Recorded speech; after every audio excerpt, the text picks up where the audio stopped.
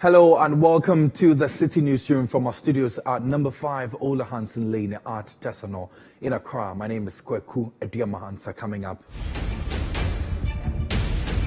tragic death of 14-year-old British national at St. Peter's Mission School raises concerns of foul play or negligence. Wasn't there? They had room and they went out. When they went, the boy had jumped through a window. The police are investigating it. Let's leave them. Because there are so many lapses. So many lapses. So we are just entreating that they will do diligent work for us because we trust them. This first tranche of $3 billion IMF bailout package. Meanwhile, business community urges prudent use of first tranche for macroeconomic stability. Some of the conditionalities are not in favor of private sector. For example, all of these taxes that have to be introduced as a result of the IMF program. These taxes are too high. You talk about the sustainability and the growth levy of 5%, up to 5% before tax. Still to come, government pays substantial part of outstanding coupons to pensioner bondholders.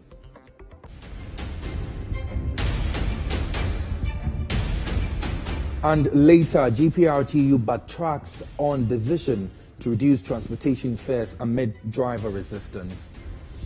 We are pleading with the general public. Passengers should continue with the old fare. The drivers should also continue with the old fare. So Monday, that our leadership will sit, then we look at the solution to the existing problems.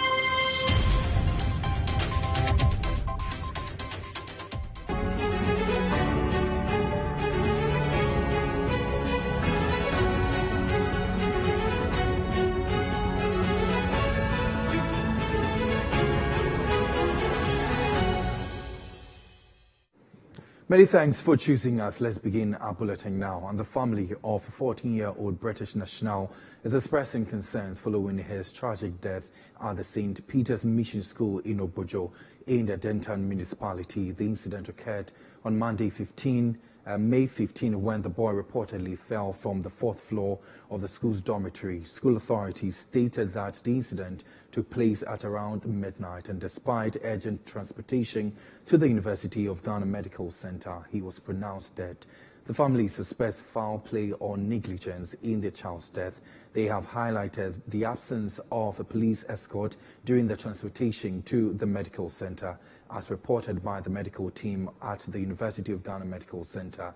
As a result, the family has lodged a formal complaint at the British High Commission in Ghana and at the police headquarters. Further updates on the incident will be provided by Citi News' Fred Duho in the following report.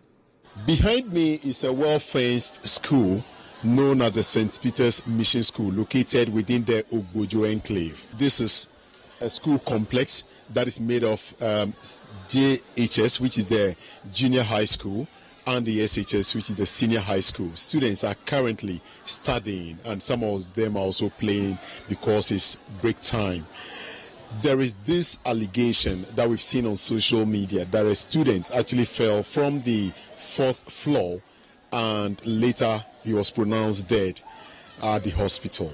But what we gather is that the student or the victim who was pronounced dead actually fell from the window that is totally closed beneath the one that is partially opened, and he jumped or fell from this particular window onto the ground. Let's now enter the particular facility that housed the staff and the students who are boarders or people who sleep here.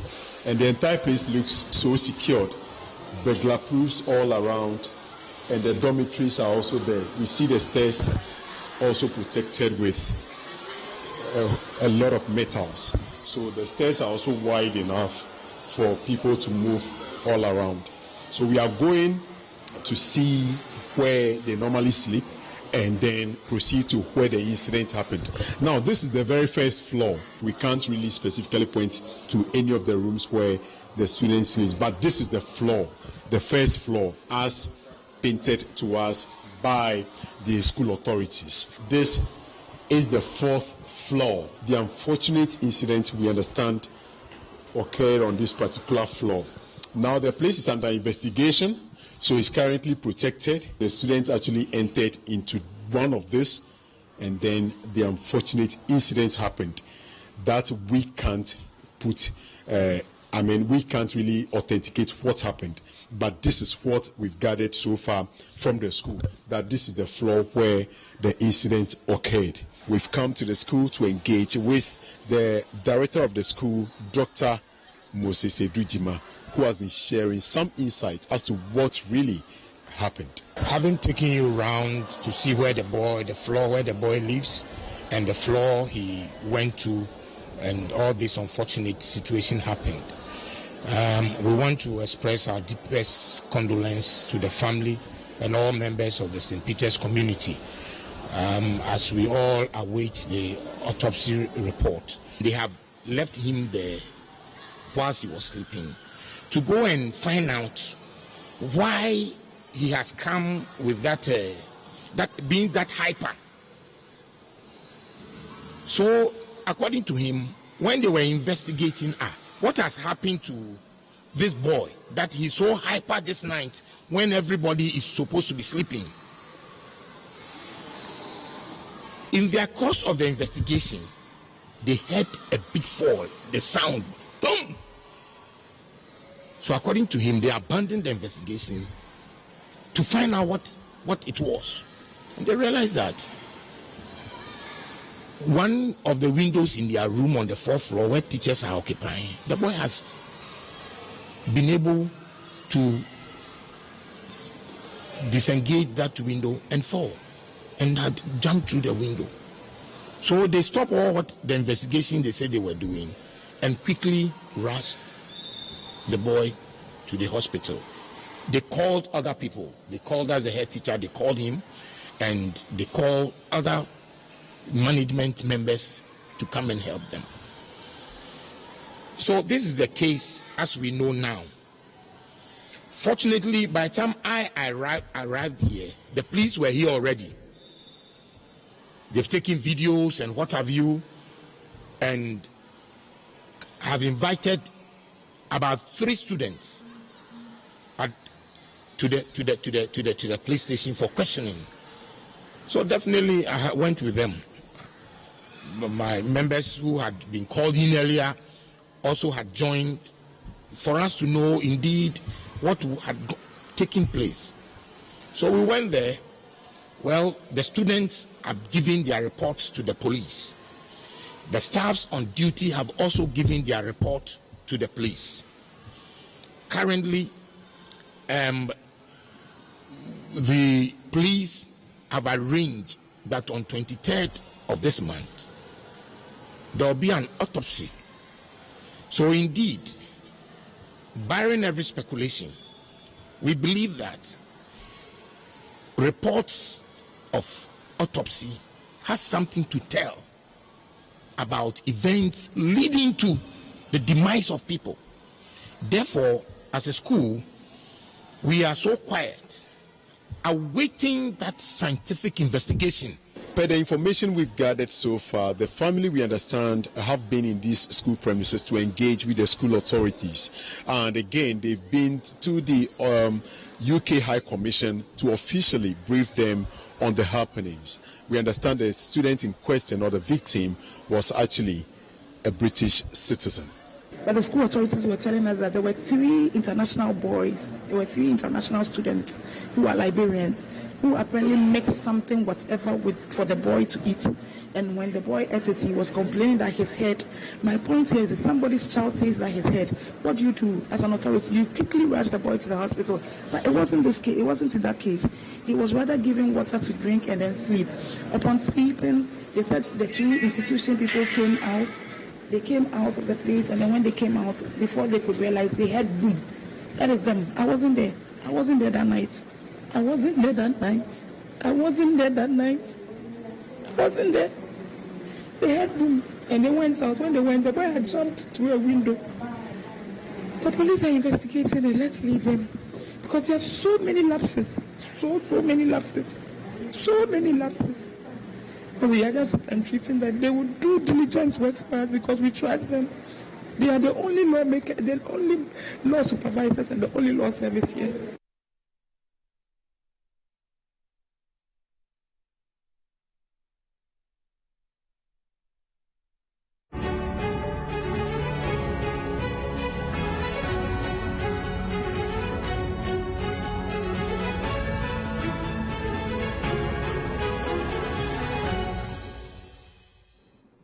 Let's move away from that tragic incident, and the Ghana Private Road Transport Union, GPRTU, has backtracked on its decision to reduce transportation fares. This follows the resistance and non-adherence of drivers across the country to implement the new reduced fares. The leadership of the GPRTU at the beginning of the week announced a 10% reduction in fares, which was supposed to take effect on Wednesday. There's more in this report filed by Edna Agnes Boache and read to you by Charles Osukumi.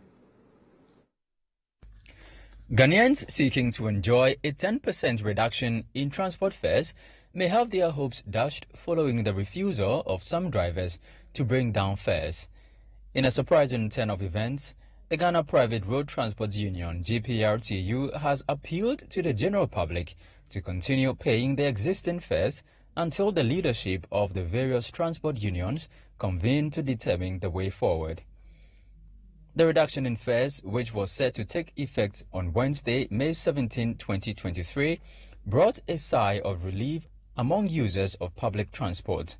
The announcement had come as a result of consistent marginal reductions in the price of fuel, providing an opportunity for operators to pass on some savings to commuters. However, it appears that some drivers have not chosen to comply with the directive. In reaction to the development, the Industrial Relations Officer of the Ghana Private Road Transport Union, Abbas Imoro, in a Citi News interview, appealed to the public to continue paying the old fares until their leadership convenes a meeting to determine the way forward. That there was a problem with the communique which came out with the reduction of 10%. So they said there should be ceasefire. We are pleading with the general public. We are pleading with the general public. Passengers should continue with the old fare. The drivers should also continue with the old fare. So Monday, that our leadership will speak. Then we look at the solution to the existing programs. There was a missing link somewhere which led to the 10% communique which came out earlier. Now, the Association of Ghana Industries, AGI, is expressing concerns over the recent increase in water tariffs. The Public Utilities Regulatory Commission, PURC, has approved a review of water tariffs set to take effect on June 1, 2023 for the second quarter of the year. Stakeholders are worried about the potential impact on their businesses. We have more in this report. The increase in water tariffs comes just 2 days after electricity tariffs were adjusted upwards by 18.63%. The PURC has clarified that these adjustments aim to support utility service providers as the cost of doing business rises. Consequently, consumers will have to pay more for utility services starting from June 1. However, given the current economic challenges, some members of the public were hoping for a suspension of the adjustment. The concern is how this change will affect local businesses and, more importantly, the jobs that rely on water for production. The Association of Ghana Industries, AGI, representing indigenous companies in Ghana, fears that many of its members may be forced to shut down or take drastic measures to sustain their operations. The data has it that over 90% of all of these people who start business collapse even before the first year ends. That's the reality. This is because the entire entrepreneurial environment is very harsh for the businessman. Our expectations will be that this time of review, they will reduce it, or at best just leave it as it were. So this increment is not welcome at all. But it's also fair to mention, though, that for the water, the increment is not as huge as it was before. I guess they are listening to our advocacy and they are really listening to our plight and so on. But the reality is this: the private sector is suffering. You realize that we're competing with goods that are imported, finished products that are imported. So manufacturing locally, vis-a-vis competing with these imported goods, has to be done in a manner that it makes sense for the businessman to continue to produce locally. Increases in utility prices have a wide-ranging impact on various aspects of people's lives. Organized labor is displeased with this development.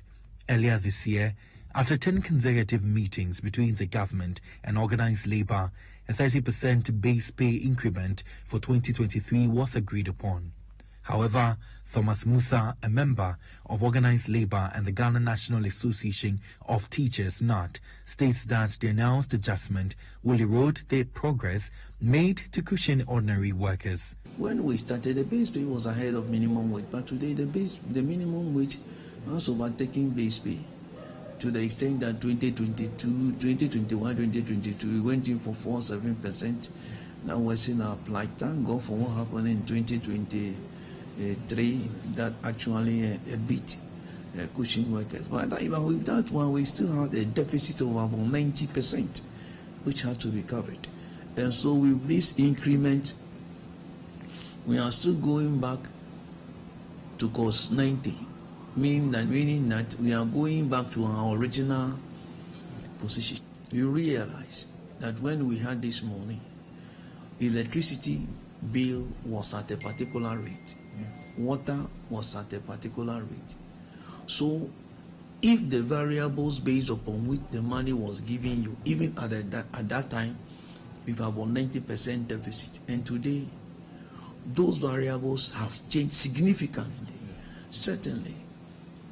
Because water is something where water is life. Thomas Musa further warns that this development may trigger a demand for another adjustment to the base pay of workers in the near future. We need to tread cautiously regarding some of these things that we are doing, and aside that one, it will certainly tell labor that, look, we are worse off, and government should be ready during the negotiation to increase our salaries to be able to pay these particular bills. And we are drawing the attention of Fair Wages and Salaries Commission. We are drawing their attention. Now when the D-Day comes and we are discussing it, they should learn from the PURC. PURC is defending and explaining, justifying why we should pay that. They should also be ready to provide that kind of justification why labor should be paying more to enable them to take care of their bills. On the other hand, the regulator, PURC, insists the adjustments are necessary and will benefit both consumers and service providers. For the case of water, there are two main reasons. One is to do with the electricity cost, which is a pass-through cost to water, because Ghana Water also uses electricity to produce the water. So all the costs, and the cost of producing water is about 30% of electricity. 30% of GWCL's cost is electricity. So that cost passes through to the GWCL. So we need to recover that cost. Secondly, chemical cost. The chemicals that they purchase is coming from abroad. You don't produce the chemicals here, and they need to change the money into dollars before they can purchase the chemicals from abroad. So obviously the chemical cost, which has gone up, also needs to be taken care of through the exchange rate. The PURC also cautions customers against engaging in illegal connections that may arise as a result of the tariff adjustment. When you do that, one, you weaken the utility service provider. Two, when you are apprehended, it's likelihood that you'll be jailed. So why do you put all of that on yourself? If you have the money and you can even pay little by little, just go to the utility service provider. They will understand. Even if you have a payment plan and you want to pay over a period of time, they will understand, and you pay it gradually. You're still watching the City Newsroom here on Citi TV with me, Kweku Ediamansa, still to come. Government pays substantial part of outstanding coupons to pensioner bondholders.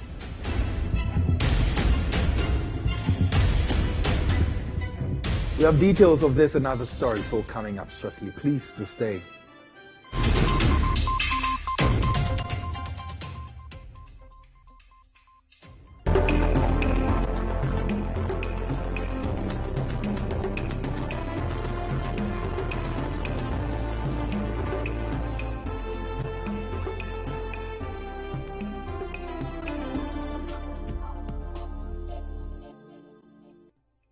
Pepsodent is aware that globally, 1 in 2 children suffer from cavities.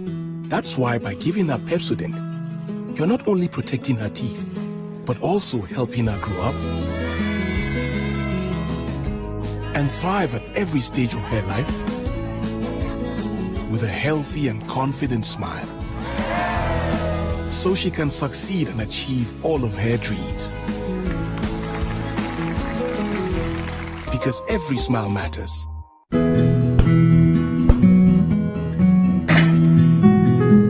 This is the neighborhood I'm having my twins. The very reason why I took it for us. See, the price is very good and it's spacious to contain all of us. Alphabet City. Now I'm a landlord. I don't pay rent. And my Airbnb business is booming. To me, Parliamentary, bank and I'm going to say another Alphabet City. The pension pay me 20%. The payment plan, I want to share my just very smooth. This is a healthy place to raise our families and creating peace. Come on, be my neighbor. Alphabet City, the ABC of Home Sweet Home.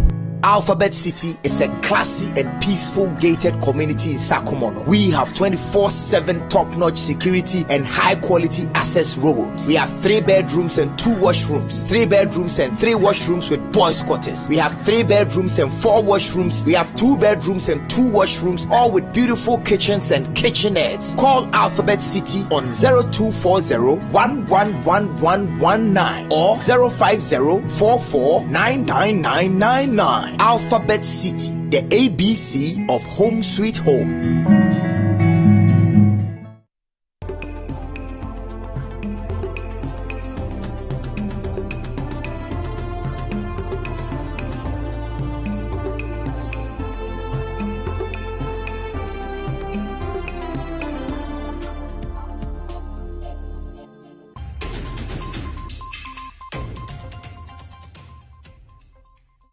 You're welcome back to the City Newsroom. In more stories, management of VRA and NETCO in the Upper East region is planning to prosecute over 200 customers for illegal connections. This follows the disconnection of more than 6,000 customers from the national grid due to the outstanding debts to the company. The VRA and NETCO aims to sustain its revenue mobilization and disconnection efforts to recover all the owed amounts. City News' Frederick Awuni has more in this report. In April 2023, VRA NETCO initiated a revenue mobilization and disconnection exercise in the Upper East region to recover outstanding debts from its customers. Both government institutions and private entities were required to either make substantial payments towards their debts or face disconnection from the grid. During the exercise, the company managed to retrieve over 7 million Ghana cedis, although there is still an outstanding debt of 125 million Ghana cedis. William Asari, the Billing and Revenue Mobilization Officer at VRA NETCO, reported that more than 6,000 customers have been disconnected from the national grid due to their indebtedness. So going forward, what this tells us is that we should sustain the exercise. We should sustain the exercise. If we are able to sustain it, it means that at least we'll be collecting our current bills and a little of the arrears, and that will help us sustain our business. Over the period, as of yesterday, we have disconnected a little over 6,321 customers who are owing various sums of money.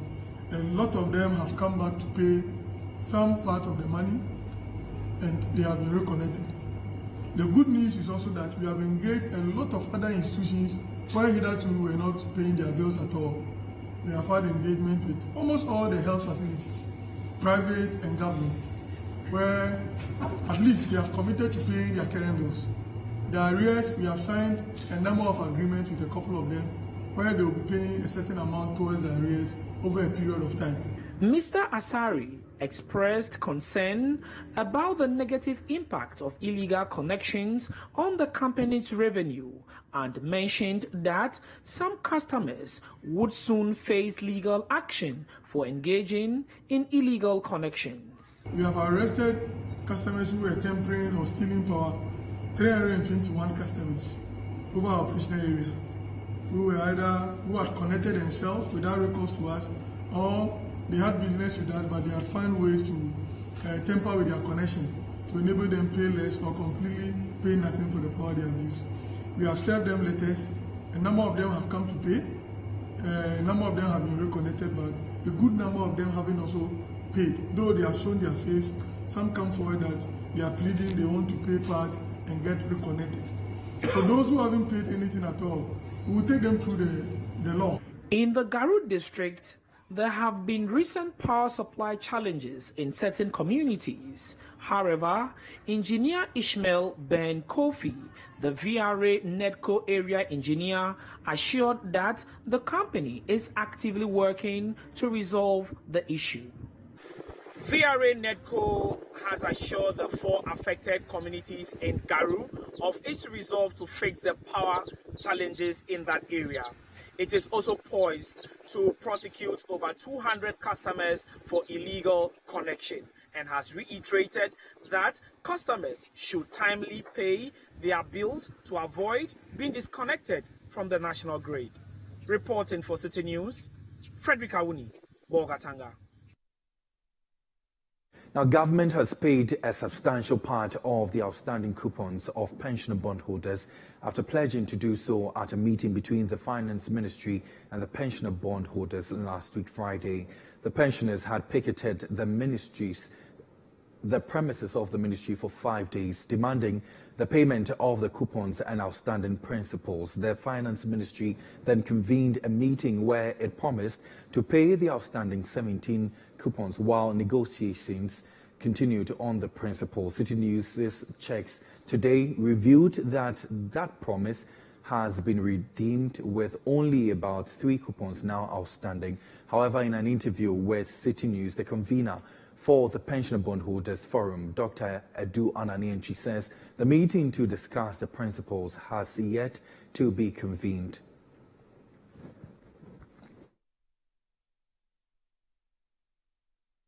Now, Ghana has received an amount of $600 million from the International Monetary Fund, the IMF, being the first tranche of the $3 billion bailout package. This was confirmed on Eyewitness News on Citi FM on Friday by the minister responsible for information, Kojo Opon Nkrumah. During a joint press conference held between the government of Ghana and the IMF officials on Thursday, Finance Minister Ken Ofori-Atta laid out a comprehensive roadmap to secure ongoing financial assistance from the IMF in the coming months. On Wednesday, the Executive Board of the International Monetary Fund, the IMF, granted approval for Ghana's plea for a $3 billion bailout, specifically designed to breathe life into the nation's struggling economy. The infusion of funds will bolster Ghana's financial reserves as a country endeavors to achieve the goal of amassing foreign reserves equivalent to 3 months' worth of imports by 2026.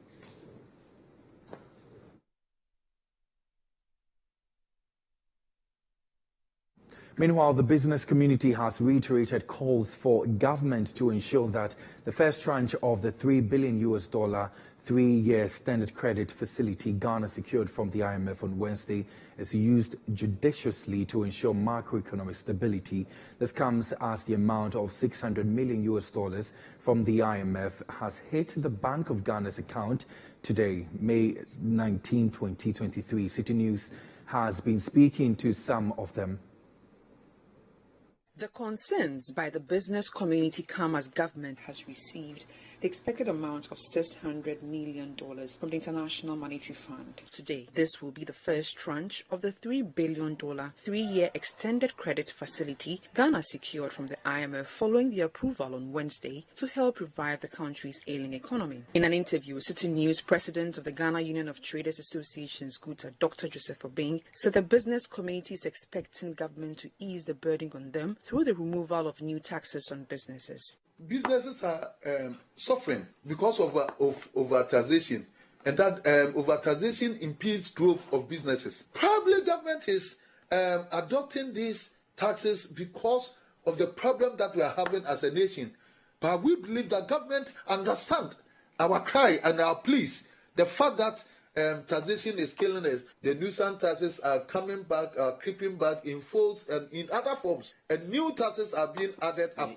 And not only trading, the manufacturing sector, the agri sector, all of us. There's no tax that have been introduced that have seen this resistance from all trade business associations like this before, because it affects all segments of businesses. And that's why for government to have gone on means that they have no option left. But we thought that we could have talked through, that we could have gotten an alternative ways, more workable ways, even more than this. Because what do you achieve if after getting the IMF businesses have collapsed?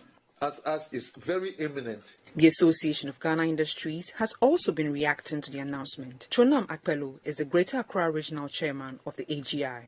The only thing that is exciting for us is that, number one, it helps to stabilize the economy and bring some sort of fiscal discipline that has been lacking for some time. Our prayer is that the dancing of the cedi to the dollar will come to an end at a point where we have a stabilized, forest regime that allows for stability of the city. Some of the conditionalities are not in favor of private sector. For example, all of these taxes that have to be introduced as a result of the IMF program, these taxes are too high. You talk about the sustainability and the growth levy of 5% up to 5% before tax. You see, so what it means is that it is deemed that businesses will always make profit, and they are going to take that of them, and this is frustrating. For economist Courage Boti, he believes the IMF's supervisory role over government will ensure it does the right thing this time around. Remember, the last program gave us just about 980 or so billion. This one, $1 million actually dollars. This one is giving us more than 2 times that.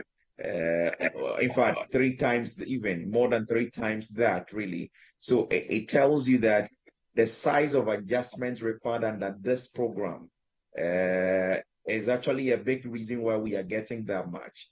And by implication, the stakes are also very high. You go through the technical notes and really you see that there are very serious adjustments that need to be done within the period to try to achieve the fiscal target set. For instance, the revenue interventions for 2023 alone, the VAT increase, the 3 revenue bills that were passed, and things related, is actually supposed to bring about some 1% additional revenue, 1% of GDP in additional revenue, which is about 8+ billion anticipated in this year alone. And I'm sure that mid-year review and the periods coming would see other interventions like that. And the expenditure side, you expect stricter controls, because the disbursement of the rest of the funds depends on your performance, really. And we are not getting the second tranche in November or December if we do not pass the first review. And so for those reasons, I believe government will stay disciplined in the use of the funds, and whichever other funds that will come during this program, at least in these very early days of the program. Now, government assertions that social intervention programs will not be affected by the IMF deal have been dismissed by Africa Education Watch, an education think tank. According to EduWatch, the education sector is already experiencing negative impacts as the basic education expenditure has been reduced due to earlier IMF conditions adversely affecting the poor. The group is calling on the government to review the medium-term expenditure framework for the education sector under the IMF program. Daniel Sakite from the Citi Newsroom brings us more details in this report read to you by Nana Tufo-Boateng. Prior to engaging with the International Monetary Fund, various stakeholders had anticipated that social intervention programs, including the free SHS, would face expenditure cuts due to the conditionalities imposed by the Bretton Woods institution. However, the government, particularly regarding the free SHS policy, provided firm assurances of its commitment to safeguarding interventions that benefit the poor in society. During a joint press conference with the IMF, Finance Minister Ken Ofori-Atta reiterated these assurances, stating that Ghana's IMF program would ensure social protection. Nevertheless, Africa Education Watch, an education think tank, contends that social intervention programs such as the school feeding program and the basic education expenditure are already facing challenges as a result of the IMF program. They argue that this situation is disproportionately affecting the poor and vulnerable in society. Speaking to Citi News, Kofi Asari, the Executive Director of Africa Education Watch, emphasized the need for the government to review the medium-term expenditure framework under the IMF program to ensure adequate funding for the education sector. There is no basis to cut down on basic education expenditure and still, profess publicly that social spending or social interventions are not being affected by the IMF. They are being negatively affected by the IMF program. And that is why we are going to have a discussion with the IMF and have discussions with our government that the medium-term expenditure framework must be reviewed, because the budgets for 2023 and medium-term projection for 2024-2025 for Ghana's school feeding program, for basic education, for the entire education sector must be reviewed to reflect minimum funding norms. Let me conclude by saying that holistically, education is a social commodity. The education budget has been cut. The share of education of the national budget was 12.9%. 12.9% of the national budget was allocated to education. That's the lowest in about 20 years. The Ghana National Association of Teachers, NAT, has welcomed the government's assurances that various social intervention programs in the education sector will not be impacted by the IMF program. However, NAT urges the government to remain committed to its pledge. Thomas Musa, the General Secretary of NAT, expressed this sentiment. So to say that it should be scrapped, that one, it is not in the best interest of any country. Remember, in Sustainable Development Goal 4, okay, the SDG Goal 4 says that the cliche says that leave no one behind. We are left with 7 years, we'll be getting to the end. So how do you say that you take that one out? When you take it out, you are going to leave people behind. So please, saying that it should be scrapped, it is not an option at all. I repeat, scrapping it is not the option. It is not the way to go. It runs counter to the Sustainable Development Goal 4. It runs counter to our Constitution, Article 25, both Articles 25 and 38 and all that. This one, it is the policy direction as to how to get it done. And we are saying that let us use both the distributive and redistributive to get it done. And everybody will be fine. Now, Ghana has once again been selected by the ECOWAS Parliament to host its extraordinary session in 2023. Following a successful session in 2021, the leadership of Parliament has expressed its intention to hold another extraordinary session in Winneba. Alexander Ahenomaking, the Deputy Majority Leader and Member of Parliament for Efutu, stated that the decision will promote business opportunities in the region. Calvus Tete has more. 2021, the ECOWAS Parliament held its extraordinary session in Winneba, the capital of Efutu, in the central region of Ghana. Now, the Parliament has expressed its pleasure in choosing Ghana once again to host another extraordinary session. According to Alexander Ahenomaking, the Member of Parliament for Efutu and the Deputy Leader of the Majority Caucus, Plans are well underway to host the esteemed representatives who will gather to legislate for the West African bloc. He highlights the serene atmosphere, robust security, and the warm hospitality of Ghanaians as the key factor behind choosing Ghana as the host country for this important gathering of Parliament. Deputy Majority Leader Alexander Afenyo-Markin shared his thoughts with Citi News during a project tour in the Winneba constituency. After successfully hosting the first ECOWAS extraordinary session in Winneba, the capital of Efutu, in 2021, it has pleased the Speaker and the entire ECOWAS Parliament Secretariat to again select Winneba for another extraordinary session come September. The necessary letters have been written to the authorities and delivered, so we're going to start preparation to receive the over 300, people made up of MPs, secretariat staff, experts, journalists, what have you.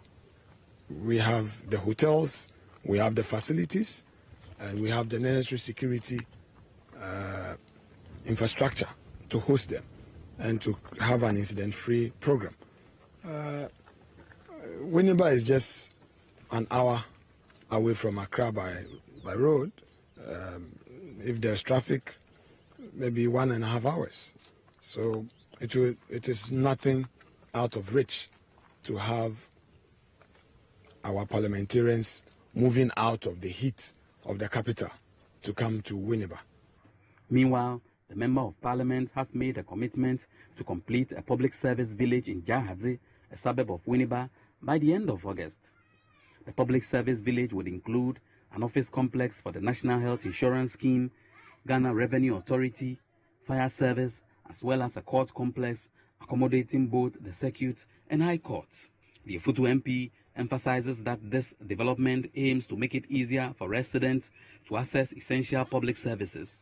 He further expressed his vision for the Efutu constituency, which includes providing basic social amenities such as schools, water, library, and health centers in every town. The MP aspires to eliminate schools under trees and makeshift structures throughout his constituency. The project in front of me is the health insurance office that we are constructing. We also have the Ghana Revenue Authority office, because in Efutu we all go to Swedro to pay our taxes. Looking at our population and the nature of business growth in the constituency, we believe that it's time to have a GRA office which would help government's revenue mobilization. Then we've also looked at the growth, the population growth in our rural communities. There's a new estate here, and we felt that issues of fire outbreak would have to also be attended to. So we are constructing a new fire station for the fire service. And then, of course, the judiciary, the complaints coming from the High Court has been that cases pile up, and they think that the volume of work on the High Court judge is something that is a bit unbearable. Right where I'm standing is the public service village being constructed by the Member of Parliament for Efutu. He believes this will help industrialize Efutu. Carves Tete, Citi News, Winneba. This is still the Citi Newsroom here on Citi TV, still to come. Road that links residents of Gilo community and commuters in the Nanumba North Municipality to Bembela has successfully been completed.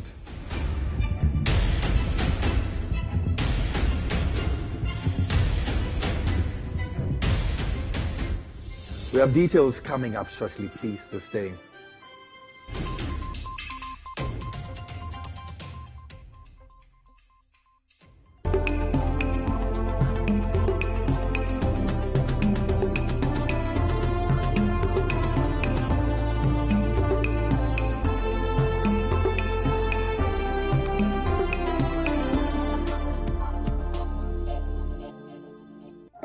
Wait a minute, yo!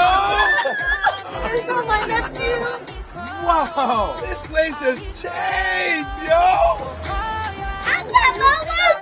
Yo! Angela, look at you all grown up, yo! Some things never change, like Gino's quality recipe that gives my food that rich color, unique natural taste every time. Smells good, yo!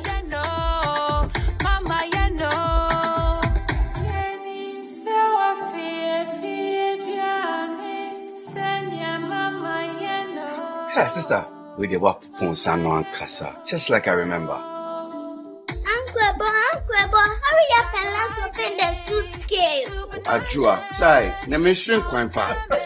Best jollof I've ever eaten. Wow, this is real jollof, mommy. Gino dear, Emma Adriana de Ankasa. Say Gino dear, fie. It's delicious, yo! This advert is FDA approved. It is important for husbands to support their wives who test positive for HIV when they are pregnant. The assistance I got from my husband encouraged me to follow all the guidelines given by the nurses and doctors. I gave birth to an HIV negative child. I'm therefore appealing to all men to test for HIV and encourage their wives to do same. All pregnant women should test for HIV and follow instructions given by their healthcare providers. This will help them to have HIV-free babies. Men and women, let's work together to have an HIV-free generation. Our children must be free to shine.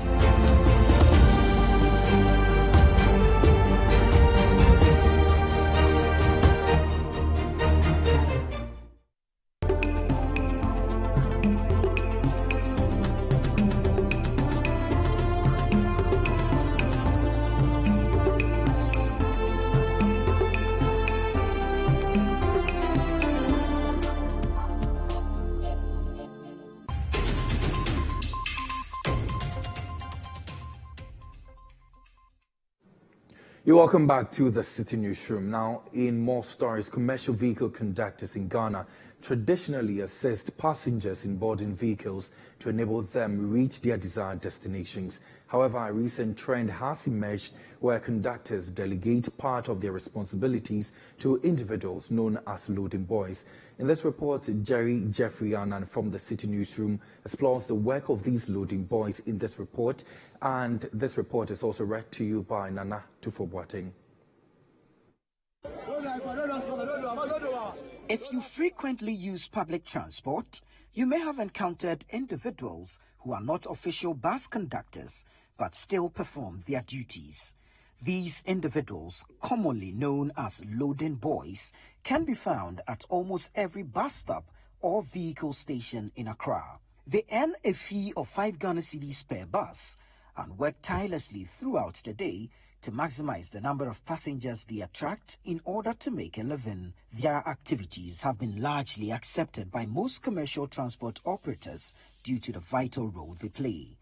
Citi News visited several transport terminals in Accra, including Medina and the Kwame Nkrumah Circle, to speak with some of these loading boys and gain insights into their work. Now first, I'm here task force at Medina station, but now direct cars, send on Bedina now the cars now ebe station no man ya but they say Jumanu I hear some stars be. Until I see you hold on kakra. Cars in a day, put me load 15 cars. I thought there be so a busa. Until I thought there be a utiminia 35. I thought there be a utiminia 50. No as Africa ko baby a utino. In 1 year sign ye. One winter na ye ba. Until utina fie so utina wadi so. Unya hwi. Until a bomodin ba be yejuma kakra kakana dia coffee. Ye boa driver for no. Ye boa driver for no. Emma driver for no so enya nipa ntentem. So na ye susu enya kakra e den afri omo honum. So aya enya bi kwa so a yetumi so akaya.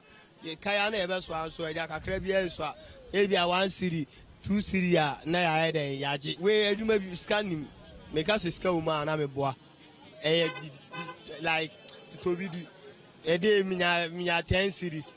Minya 10 series, 10 series was medicine, and upon medicine, and medicine. So, 10 series, I know the better. So, what the 2 city crowd to or crowd puna, any, as I said. According to a bus conductor at the Medina station, their work is physically exhausting, and delegating some of their responsibilities helps reduce their workload.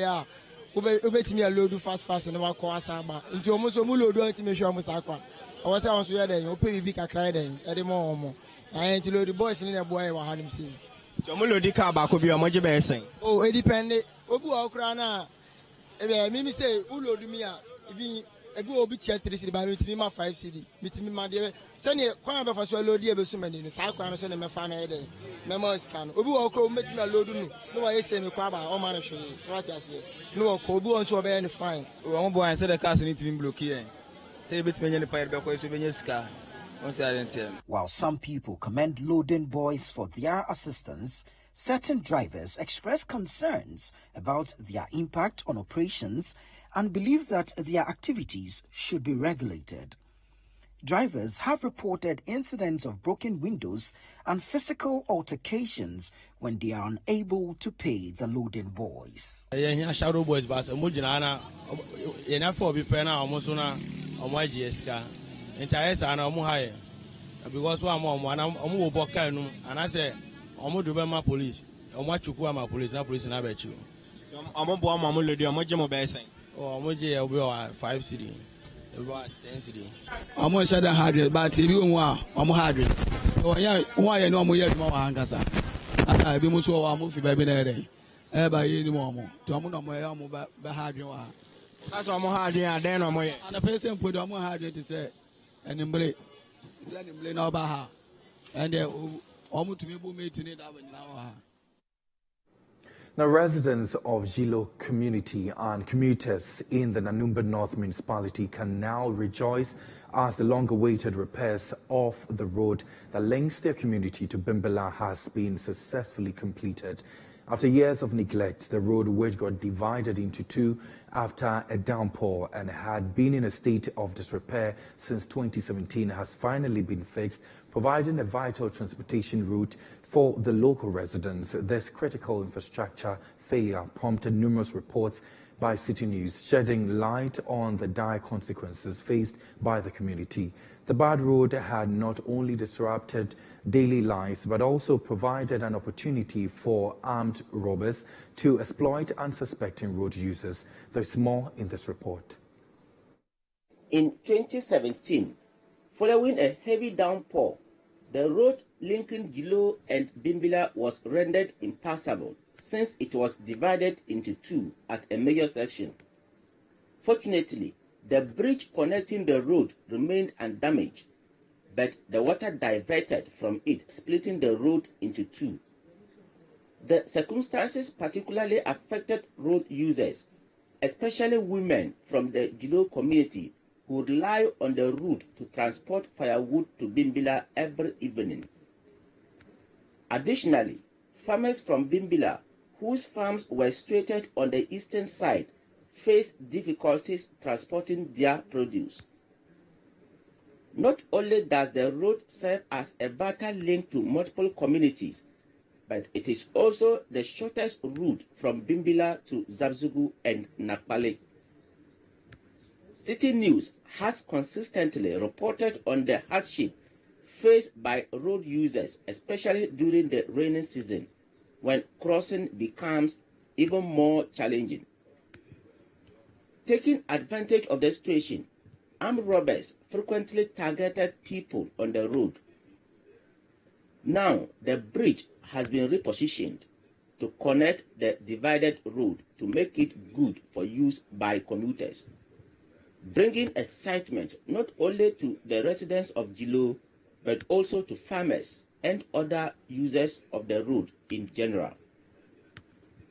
As part of their support for the people, the Eastern Corridor contractor working on the Bimbilla Town Highway decided to utilize the rocks obtained during gutter construction on the Eastern Corridor road to fix the divided section of the road so they can reposition the bridge to connect it. The MCE for Nanumba North Municipality, Honorable Abdullah Yakub, acknowledges the instrumental role played by Citi News Report in bringing the plight of the road users to the forefront. He expresses gratitude to the contractors for their assistance in fixing the road. The Gilo Bridge that was washed away in 2017 by heavy downpour. We've been trying our best to see how this place will be fixed. Fortunately for us, we had a contractor working on the Eastern Corridor road in the Bimbilla Township. An appeal was made to him, and he agreed to come and help the community. And today, he's been able to come and fix the bridge for us. And I want to express my gratitude to the contractor for this support that he's given us, because it's been a very long time, 2017 till now, and it's now that we be able to get relief. So you can see that it's just the bridge that has been worked on, but from the bridge, the Gilo village, and then from the bridge to Bimbilla Township, the road, because of the fact that for a very long time it's not been used, there's some work to be done. Okay. I still want to appeal to him to give us some support so that at least the road can be made more travel. In the light of the road's significance, the MCE emphasizes how relevant it will be for users once it is fully functional again. Due to years of disuse, the road has deteriorated significantly and now requires graveling to restore its motorability. Additionally, gutters need to be constructed to prevent water from flowing on the road during rainfall.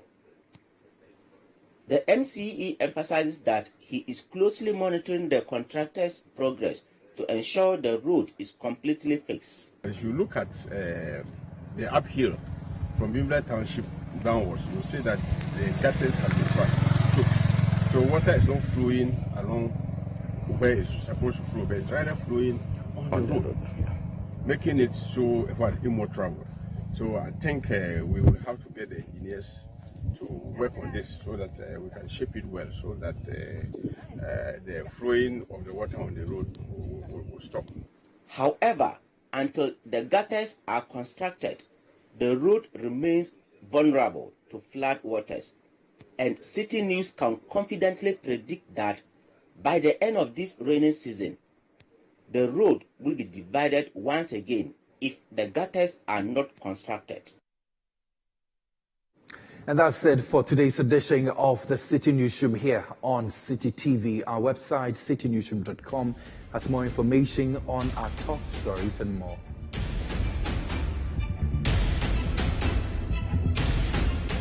Subscribe to CityTube on YouTube for more exclusive video content from Citi TV.